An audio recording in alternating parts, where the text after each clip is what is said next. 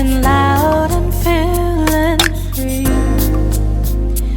Never noticed till you there was more. They can't see you really. So stand out, stand out, stand out. You're here, you're free, absolutely where you need to be. So stand out, stand out, stand out.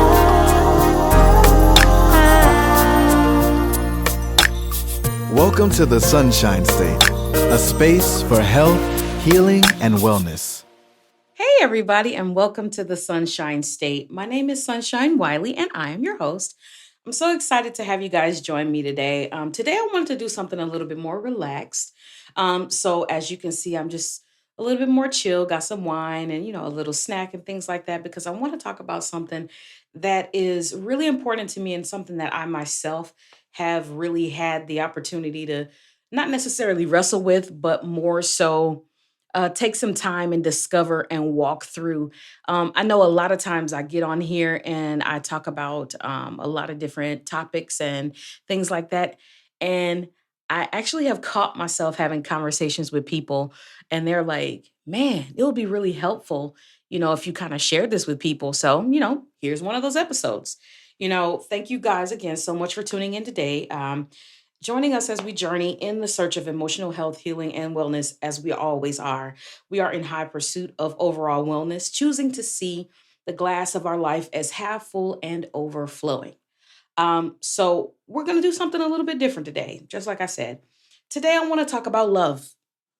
I want to talk about love, not necessarily in the sense that you might think. Of course, relational love is a part of it, but that's not the total picture of what it is that I'd like to discuss. So, in preparation for this, I, did my self care routine where I take a good shower, a good, nice, warm shower, of course. However, you like to do your showers, is how you do them. But how I do mine is, of course, you wash and then you do your body scrubs and then you do your shea butters and stuff like that while you're wet, because that's the best way to keep the moisture locked in and all that kind of stuff. But, do all those things, take all my steps and things like that, and just kind of make myself feel very relaxed, feel very at peace, and feel very much so like I took care of myself. A lot of times in life, we as adults, I won't even say women, I won't say men, but sometimes we just skip the steps that are necessary in effectively taking care of ourselves. So I wanted to actually practice what I preach each time I get on here, but I do want to actually point out the things that I'm doing to show myself appreciation, to show myself the gratitude for the steps and for the strides that I've taken in the proper direction. So now, before I go into like the nitty gritty of like steps and things like that, I want to talk about a couple things that have been like really pressing in my mind. The first one is the passing of Jackie O. That happened a while ago, and it's something that's still very much so on my mind. If you don't know, she is a mother of three. She's also a wife slash partner to somebody who's pretty famous, DC Young Fly, and she herself was also an entertainer as well. So you already know that's a whole lot to handle, right? All at the same time. She is, of course, has the expectations of the industry, and of course, maybe her personal expectations, and maybe whatever expectations may have been communicated with her from family or friends or whoever, right?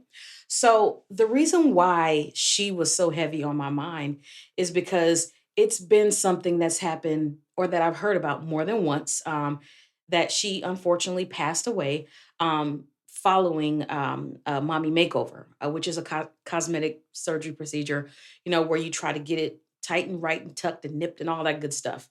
Um, and the reason why it was really touching to me and really pressing in my mind is because she is leaving behind three beautiful children. She's leaving behind a man who obviously thinks the world of her.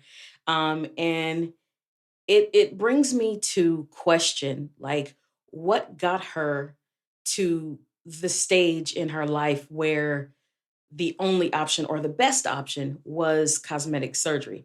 Now, I won't judge her or anybody else who gets cosmetic surgery because that's not what I'm here to do. I'm nobody's, no, I'm nobody's barometer of what they should be doing with their life. Not at all. But I do often ask questions of what mentality is behind what people are doing because, of course, when it comes to me, when I make decisions on things like that, I want to make decisions based out of a place of love for myself, whether that love is to better myself or that love is to, change something or to whatever the case is, but it needs to be for me based in some type of love for myself. And I will not say that hers was not because I don't know her personally. Unfortunately, I wasn't able to find much out about her. Um, Before she became like an entertainer. There's not really much out there that's published about her formative years, her younger life, and all that kind of stuff.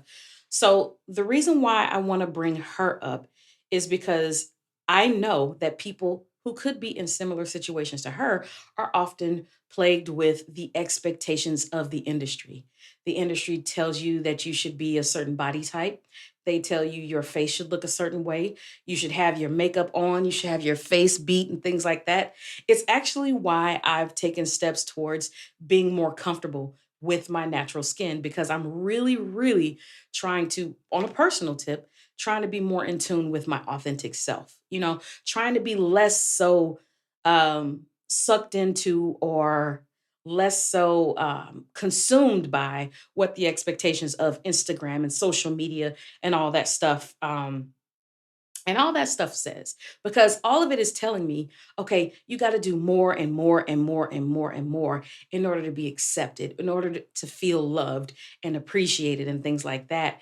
And I often wonder that when people do things to alter their look, is it because they feel that lack of love?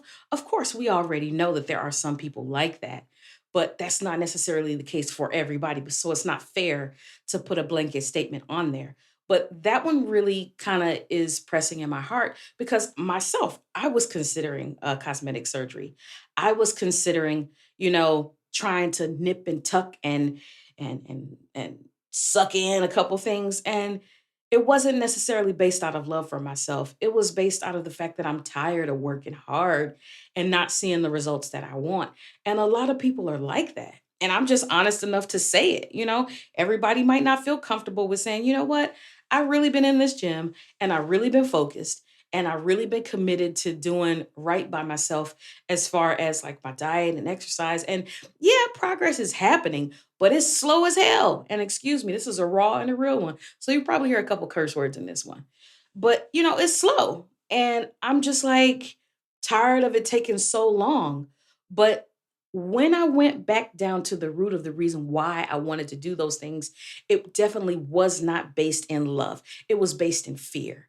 It was based in the fear that maybe I'm not going to be able to get, the belly that I want. Maybe I'm not going to get, my back to be as smooth and, cuz I got to, I am a natural shapely girl and I have the stuff that comes with being a natural shapely girl. And so sometimes wanting to be what you see can distract you from what you're supposed to be or what is naturally you. And it's gorgeous. Another person that's been on my mind. Now, y'all, this story was a trip when it was happening. And anyway, Carly Russell. This chick made up an entire elaborate scheme or elaborate story about there was a child being abducted, or a child, sorry, not being abducted, that she was abducted. There was a child on the side of the road who was dressed in a t-shirt and a pamper, no shoes on, who was just wandering on the side of the freeway or the highway. And she was calling the police. She had this bogus police call. She had this bogus story that she made up about her being kidnapped. She was gone for like 49 hours. And she, at the site of where she was quote unquote abducted, she left her wig, her phone, her Apple Watch, everything that you could possibly track her on. And I don't know if it came down to her just wanting to get away and not necessarily knowing how to get away, or if there was something else that was happening. But it was crazy to me because as I started reading about it, of course, this happened a while ago too. Um, as I was reading about it, the things that she may or may not have considered to be incriminating were definitely so. She was looking up the movie Taken. She was looking up, how like Amber Alerts and how that works. She was looking up, how to steal money from register and not be noticed and things like that. So it was just a whole lot of things that she looked up. And it was like she went through a whole lot just to be alone for a couple days. Now, let me back up. Before she did all of this, she was tweeting about how it's hard to find somebody who loves you for real, about feeling like she's being taken for granted, about the fact that somebody was cheating. Now, of course, she phrased it in a way where it was somebody else, but there are perceptions and thoughts out there that maybe she was talking about her boyfriend because we as women we go through things sometimes. Men go through it too. A lot of people go through things where they feel like maybe the love that they're receiving is not necessarily an authentic one or it's not necessarily connecting, right?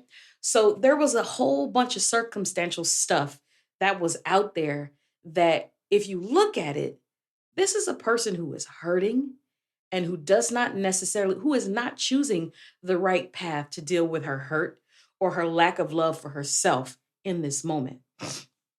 Another one that I'll talk about, I don't want to go too deep into that because I don't want to spend my whole time talking about her. But that thing really made me question like, so how often do people do things as number one, a cry for attention?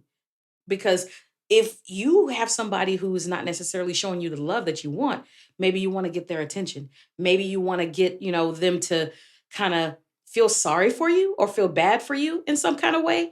And maybe this is a way that they'll get rid of the things that they were doing that weren't necessarily right by you. And maybe they'll have a come to Jesus and do right by you.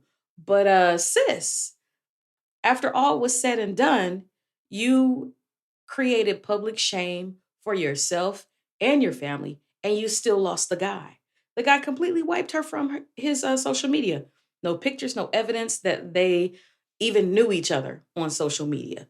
Of course, we know that he knew her, but he was just like, nah, I'm gonna scrape her. I'm gonna scrape all of her stuff, her existence from my social media because, I guess that was his way of saying that he had no parts in it. But that's debatable because we don't necessarily know if she went to see him or not. Who knows? The third thing I want to kind of talk about as I set this up is this show called 90 Day Fiance Before the 90 Days. Now, I'm not sure if you watch it. Some people watch it, some don't. So I'll set the stage.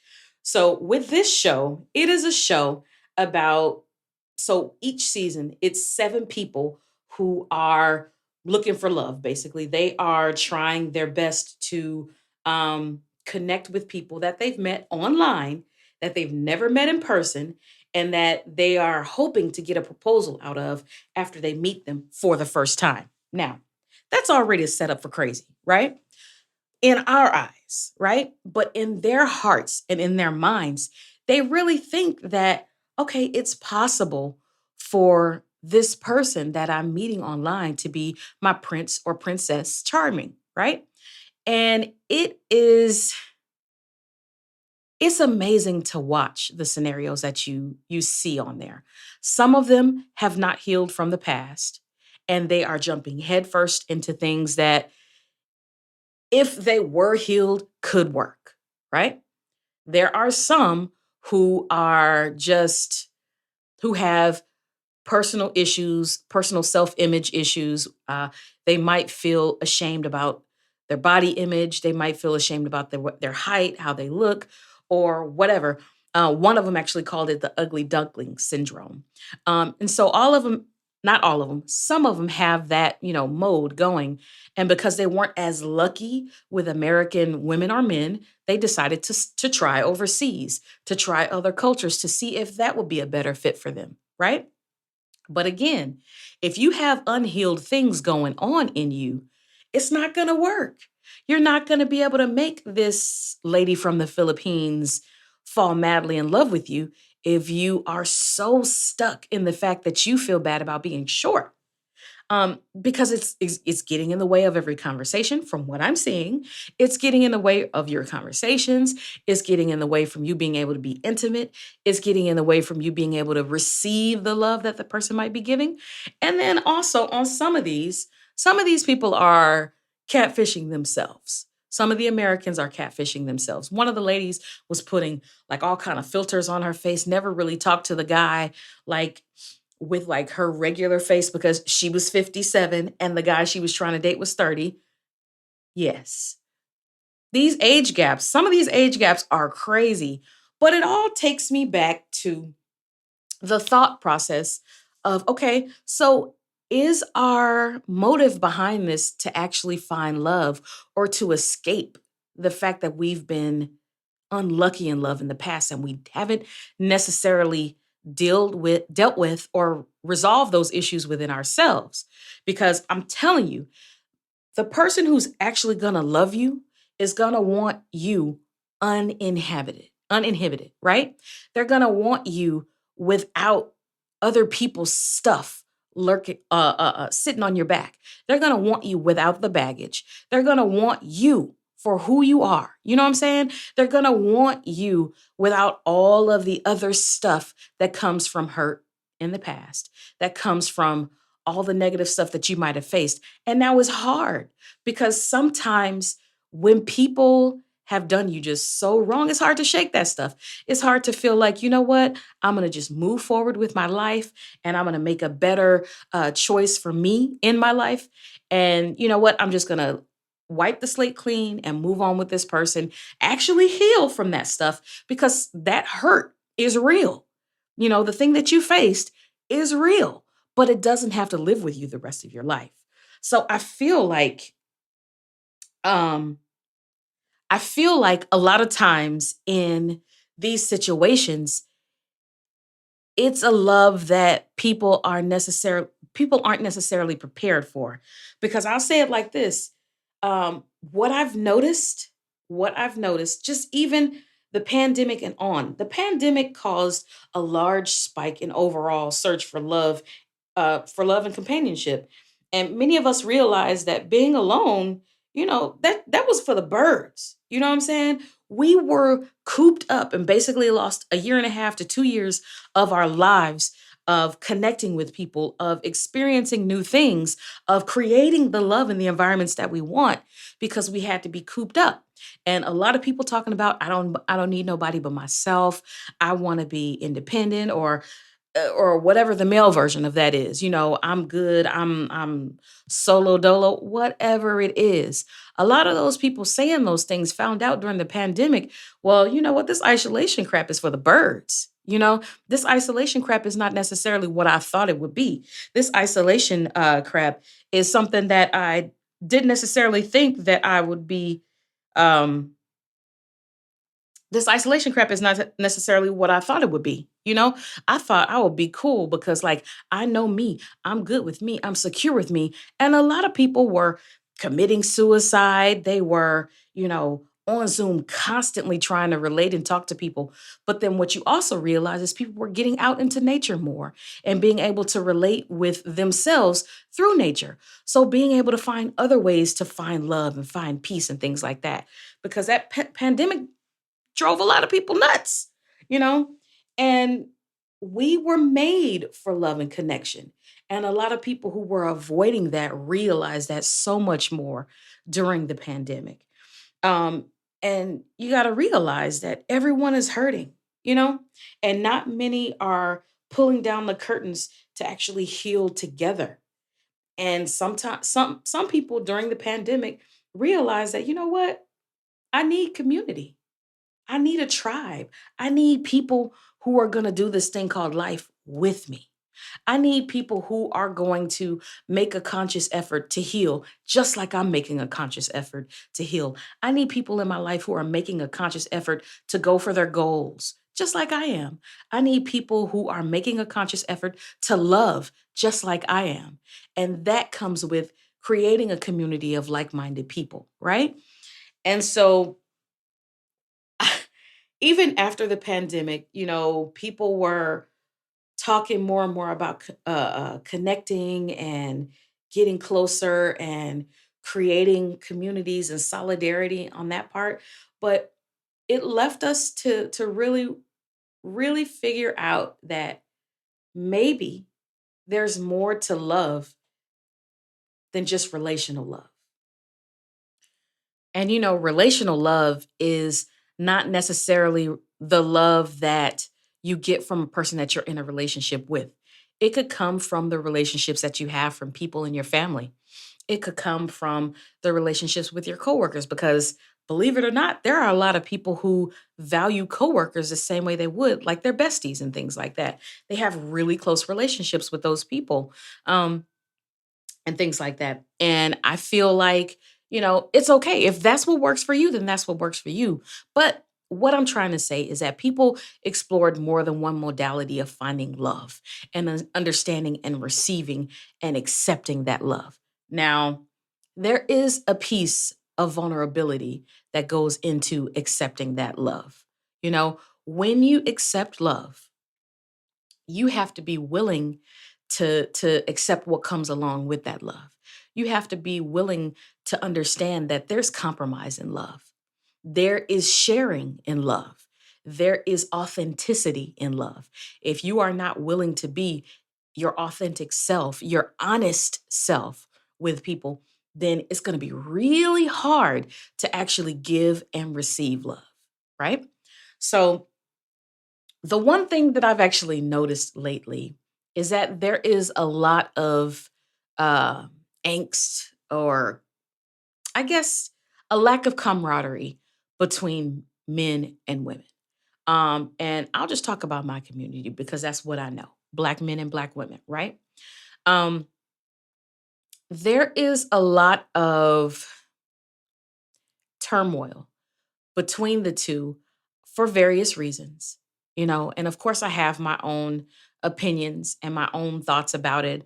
But I'm not here to bash anybody. I actually don't see the point in bashing either one, because I do see that men have uh, flaws, but I also see that women have flaws, and I appreciate people um, who are able to be like, you know what, I'll take accountability and my part in the wrongdoing that I've done, because I'm definitely not blameless, and I'm definitely not without anything that I could change or improve on. I like that from both sides because I have grown up with a lot of people, men and women, and so I have love for both. I know amazing and healthy women, and I also know amazing and healthy men. But then again, I also do know the type of people that are being talked about on social media. I know, oop, I know the type of people that um, that are the butt of these jokes, that are the subject of a Kevin Samuels, or are the subject of whoever else is out there talking about relationships without actually being in one. That always drives me crazy. But I think that for me personally, I can't be an expert on anybody's way of doing anything, especially if I haven't personally mastered it. I can have an opinion, I can have thoughts, but I really, really try to be careful about having any type of thoughts about somebody else's state of their life and somebody else's state of their love, because I realize how definitely I still have a long way to go in the journey that I'm trying to be on. Um, Men are hurting in this life. Men are hurting because they're told that they can't be loved until they fulfill certain criteria. They are hurting because they feel, or they have acknowledged that, being vulnerable sometimes doesn't go, doesn't go the way that they want. Sometimes when they are vulnerable with someone, they might be ridiculed for that, or they might be called soft, or whatever all the words are. And that's unfortunate. That's really unfortunate because you have this man on a journey of trying to be the thing that these women want him to be, or that he himself wants to be, which is healed, which is whole, which is in a healthy state so that he can give and receive love. But then, of course, you have all these other people who themselves are not healed doing all this talking. And of course, that's sometimes negativity is so much louder than positivity, and that makes it hard. And then also on the flip side, women are hurting, because some feel abandoned by their protectors. Some feel like they could just be, if they could just be pretty or make more money, or, if they could do something else, then maybe they'll be worthy of the love of a real man. Maybe they'll be worthy of the love of somebody who is going to be their forever person. Maybe if I do this and, right? And so what I will say is that the part of that is that the love that you have to really focus on first is the love that you give for yourself. There is absolutely no way, and I've learned this the hard way. That's how I know. There's absolutely no way anybody externally is going to love you the way that you probably should be loved without you yourself first embarking on that journey to love yourself that way. There's absolutely no way that the love that you could receive from even your family members or friends could nearly be a band aid or a coverall for the love that you have not given to yourself. I say it all the time that you need your light too. I say it all the time that there is a level of dopeness that you've given to other people that you also need to give to yourself. And I mean that. Self love is primary. Self love isn't just looking in the mirror, saying your affirmations, although that is a part of it. And that is definitely a confidence booster and it makes you feel good. It's a part of it, but it's not all of it. Self love doesn't necessarily mean going to go get your nails done every time. Although, again, that's a part of it, if that's what you like or if that's what you do, right? Self love is basically making a conscious effort to look in yourself, to sit with your feelings, to sort through your feelings, to make sure that, you know what, I checked in with myself and I'm not feeling too great right now. And I'm going to sit with these thoughts and I'm going to sit with these feelings and I'm going to get myself to the point where I understand these feelings so I can navigate my way through those feelings and I can work through those feelings. That's loving yourself. That's providing yourself with the care and with the consideration and with the love that you need, right? Because there are a lot of times where a friend might call you up on the phone and you are in it. You are present. You are, all kinds of let me turn this off because sorry. But you are all the way in it and you are giving them exactly what it is that they need in that moment. If they need you to be attentive, if they need you to be silent mode, there we go. If they need you to be attentive, if they need you to be like in their face and all the way real about what it is that they're facing, then that's what you're going to be. If they need you to be a listening ear to just be quiet and allow them to vent, then that's what you know how to be. So why? Let me ask you this. Why can't you be there for you? Why can't you take a pause? And actually, I actually heard it on this it was a summit. I was a soft woman or soft season summit, something like that. I can't remember, but it was something that I went to a while back, and I listened to it. And one of the young ladies who was a presenter, she was like, one of the things that I do is I actually check in with myself, like verbally check in with myself. I sit down and I ask myself conversationally, the same way I would someone else, okay, so how are you doing? What's going on? And like, it may seem crazy to have that type of a conversation with yourself, but as effective as it is with somebody else, why can't it be that effective with yourself? Why can't it be that effective with you having a moment by yourself to be like, okay, all right, in this moment, I'm sad Or in this moment, I'm disappointed because I didn't get the opportunity that I was looking for. And it's okay for me to be disappointed. I'm going to sit with these feelings. I'm going to allow them to be, and then I'm going to work my way through it. What's wrong with you doing that for yourself? You're the captain save a hero for everybody else. Why you can't be the strong friend to yourself? Why, there's no reason why that can exist for you the same way it exists for someone else. And I'm telling you, the thing that I've learned is the way that you interact with yourself and the way that you manage yourself, you really teach people, you train them how to be not experts, but how to get in line with what works for you. I have a problem with not saying what I want. I have a problem oftentimes with not saying what it is that makes me feel good. And sometimes it's because of fear. And the fear might not necessarily be based in fear for that person or how they'll respond, but it's probably sometimes for me, I will speak personally. Sometimes it's a fear based in not knowing if it's okay to say the things that I want to say. Like there was a friend recently who invited me to something, and last minute the friend was like, "Well, I'm going to ask these three other people to come with us."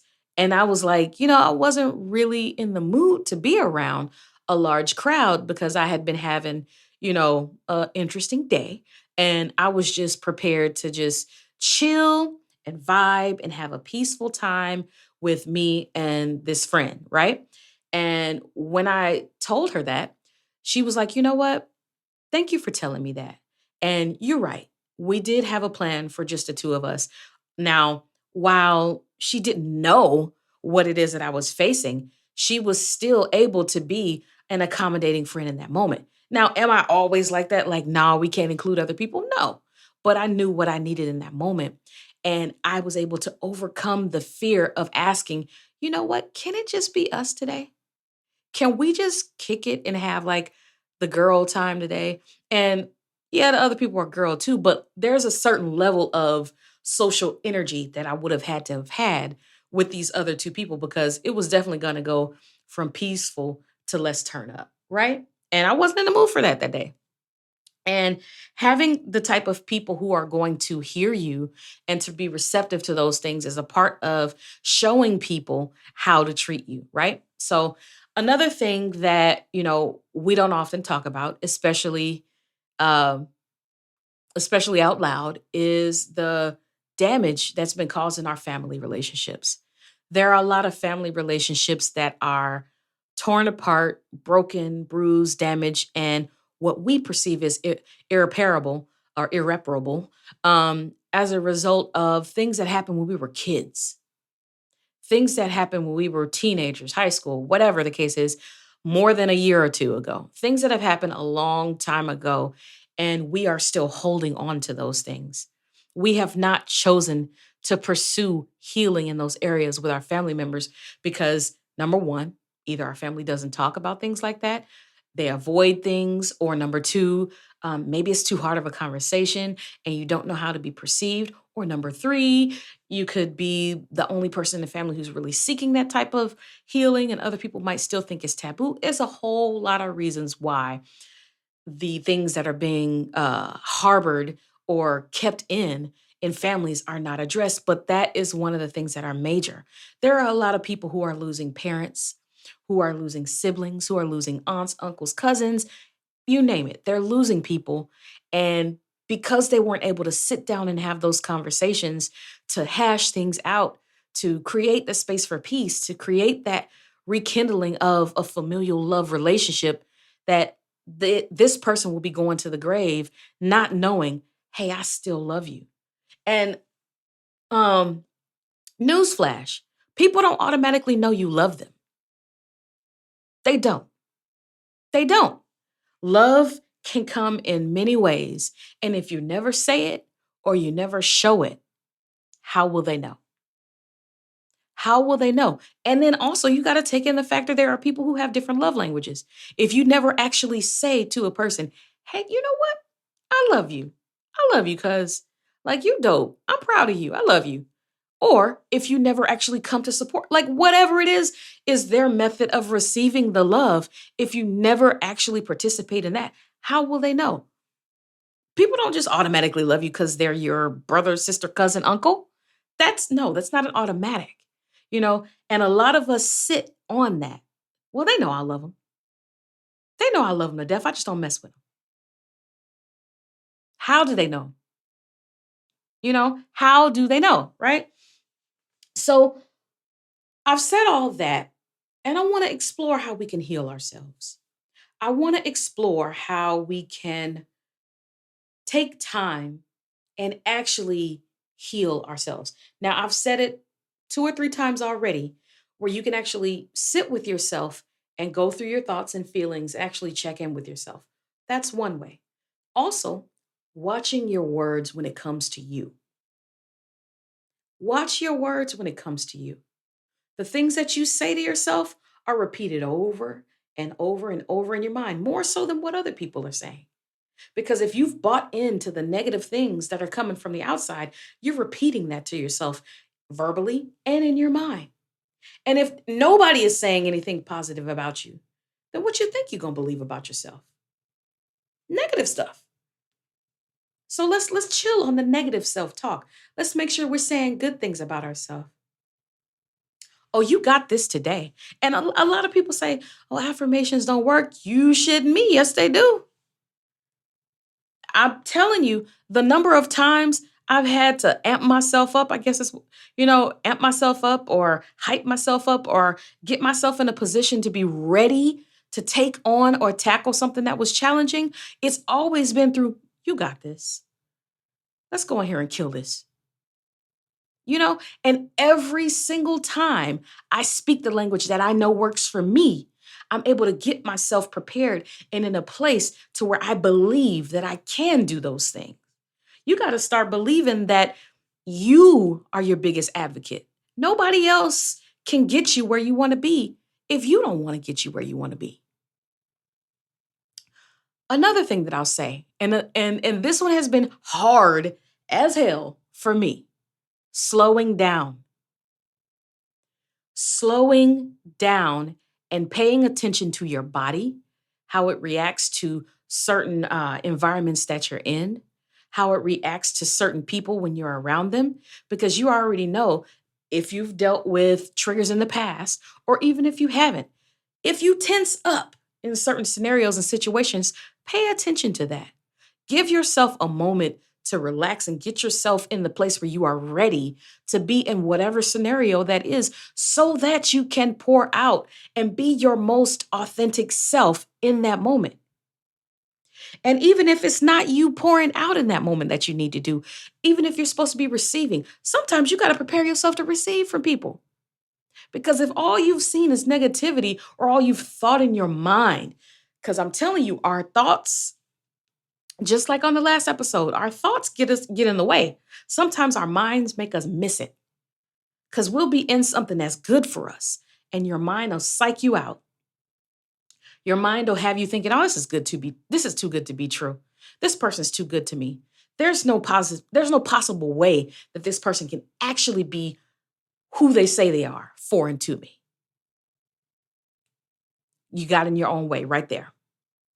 And so I want to close with this. I said that like a preacher. I want to end by saying this, that, some of the things that we do to spark love in ourselves are going to be the foundation for the love that we can experience with our family members, with our spouses, with our coworkers, with people we're trying to date, with friends, with whoever, right? That love starts right here with you. That love starts right inside of here with how you are changing the way that you think. It's hard as heck, but it's possible to change the way you think. It's bullshit to live a life always kicking your own self down. It's enough people in this world who are trying to kick you down.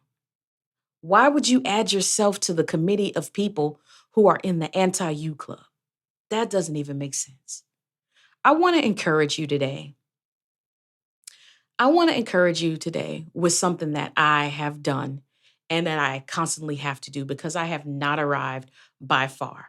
I still have the fears of saying what I want in situations. I still, quiet as is kept, I still sometimes have problems with admitting that I want love as much as I do. I have problems sometimes with saying, you know what, I'm open to this because there's a part of me that's still a little reluctant and a little fearful and a little like reserved when it comes to actually achieving the goals that I have in my mind. So, lagging out or drawing out certain things is definitely a symptom of those things. So, what I have been doing is I've really been intent on journaling.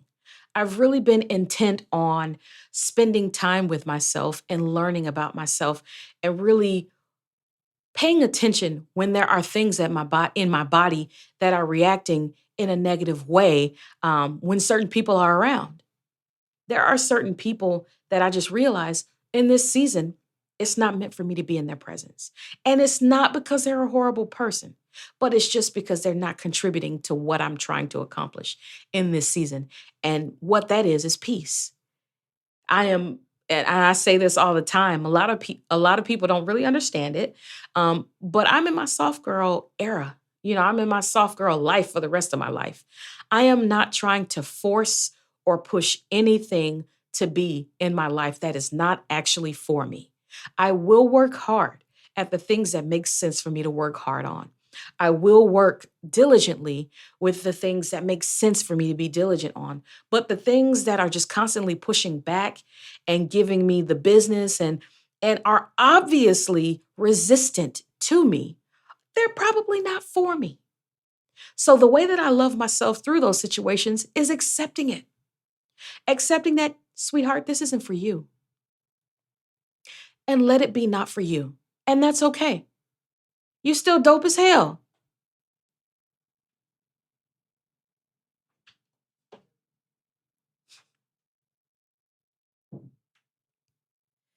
You are still dope and you are still worthy.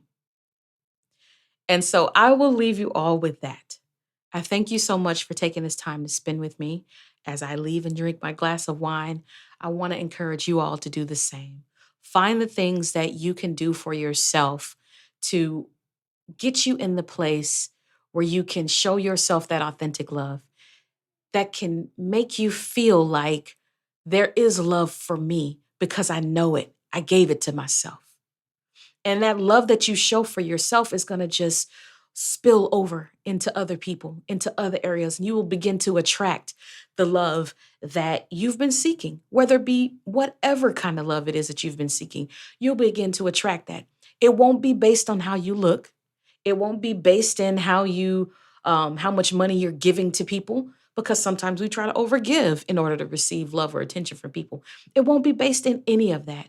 It'll be based in the fact that you are radiating love all in and through you. You are radiating kindness. You are radiating happiness and joy. And people love to be around people who are so vibrant and in love with this thing called life. You're going to attract exactly who is for you. And so I'll leave you with that. Thank you guys so much for tuning in today. As always, it has been a pleasure. My name is Sonshine Wiley, and this has been the Sonshine State. Please remember to like, subscribe, and share. Continue to tune in. Continue to share with other people. Remember, I do have a wellness journal that is available for purchase. The details will definitely be included in the link and the description for this video. Again, thank you so much. You guys have a wonderful day. Be good to yourself and make sure that you're being good to other people. Peace. So stand out, stand out, stand out.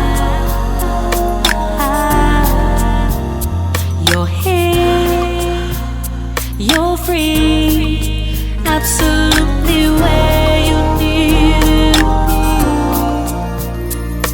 Thank you for joining the journey to the Sonshine State, a space for health, healing, and wellness.